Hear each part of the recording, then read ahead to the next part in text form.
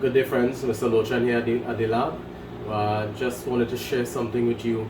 In this medical lab work, ever so often we come across, not ever so often, but quite regularly, we come across very interesting things that we learn and we grow and we develop with, and we appreciate the importance of the knowledge that lab technologists have and the competency that comes with it and the responsibility. So let me tell you a little story about a patient sample that came to us not too long ago.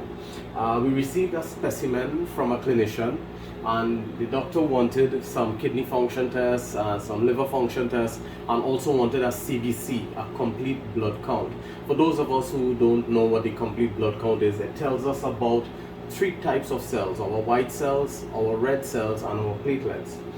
On performing this complete blood count on an automated analyzer that we have here, what I like to call Betty Crocker technology, I pushed that tube in the machine and in 1 minute we got a result. I saw firstly an elevated white count. The patient's white count was high, 23,000. It's only supposed to be between 4.5 to 10.5. But in addition to that, friends, the patient's lymphocyte count was 91.4%, and it shouldn't be more than 51, meaning that over 91% of all this patient white cells were lymphocytes. Now, in terms of white cells, there are 5 different white cells in the human body: neutrophils, lymphocytes, and 3 others: monocytes, eosinophils, and basophils. The 2 most common white cells are neutrophils and lymphocytes, and the neutrophils' job is to help engulf or phagocytize or to eat up foreign particles, especially bacteria. The lymphocyte's job is in the production, or to help in the production, of antibodies or antibodies that is used to help in the elimination, destruction, and getting rid of these foreign bodies as well. So usually when you find an elevated white count and the neutrophil is elevated as well simultaneously, the clinician might be more led into believing it's a bacterial type infection. However, with this patient result, with an elevated white count and the lymphocyte being given high by the machine, the clinician would have been led to think that it's a viral infection or something of a viral nature. But something piqued my interest here, and I asked the clinician if she would like a review of the smear or the cells of the patient. And I pushed a smear, I stained it, and I looked at the patient's cells, and this is what I saw. Of course, these are red blood cells. These tiny little specks are platelets, but of importance are these. All of these here are white cells, but friends, they are of a particular type. They are not lymphocytes as what the report is suggesting a high amount of. They are actually neutrophils, but they are not regular neutrophils with 3 to 5 lobes in their nucleus. They are hyper-segmented neutrophils. Hyper-segmented, a lot of segments, and that is what you see in here. Hyper-segmented neutrophils.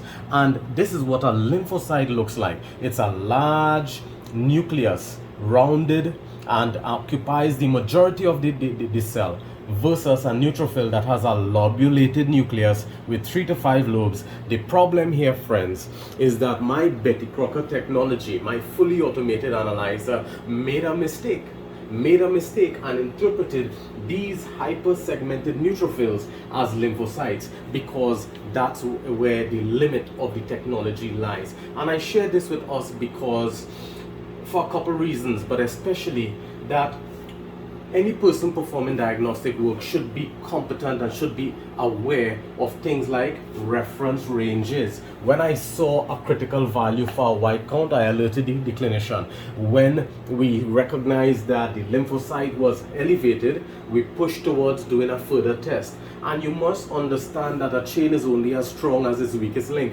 Your limitations of your diagnostic equipment, their capacity to give results, you see, and how accurate these results are and how sensitive these results are.